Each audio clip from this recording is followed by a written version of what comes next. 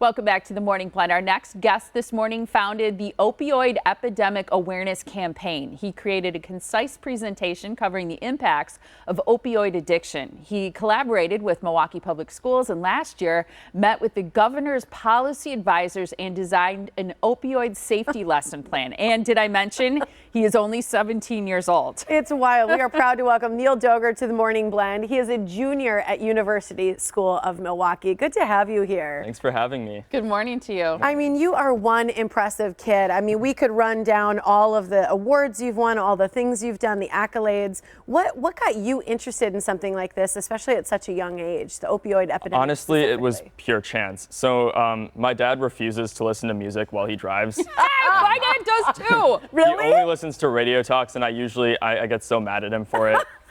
But one day I just happened to listen in, and the radio talk was on trends in the opioid epidemic. And I had no idea what that was. And so I was somewhat curious. I started to Google more and more. And I realized that this is a nationwide crisis, and it's been brewing for decades.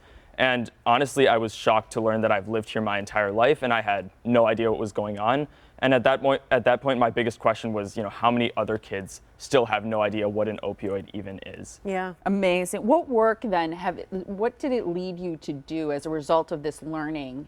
So I've mainly been focused on public awareness. Mainly my main fear is that, I had no idea what was going on. And so what I've been focused on is peer advocacy. And basically what that is when you think about a successful drug education program, by far the most important component is trust. You have to understand that these are kids, and as a kid, it's hard to trust someone. Yeah. But it's easier when you know who you're talking to, and I am a kid, so I understand what it's like to listen to a drug education seminar, and I understand what works.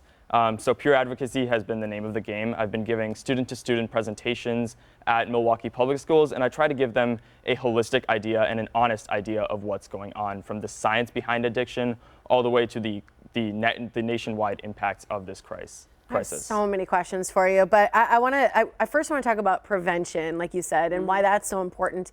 Because is it true you were able to meet with recovering addicts? Yeah. And what did you learn from that? Why was prevention key? It's really hard to stop once you've started. Yeah. The thing about opioid addiction is that it's a physical addiction. So it's not as easy as just saying no to those pills. Once you've started, your body creates opioid receptors that physically crave opioids. Yeah. And it's it's as if the brain chemistry within an addict changes such that they physically require opioids. Yeah. So if we can stop somebody before they start, that's so much more effective, and it's crucial that we put our effort into that. The prevention part of it, and that's probably why it's important to reach people when they're very young.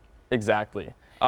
It's when you're a parent, it's tempting to kind of hide this stuff from your kids because it's so sad. Mm-hmm. But with the ubiquity of this crisis, ignorance is dangerous, and it's important that we start young with education. You're so smart.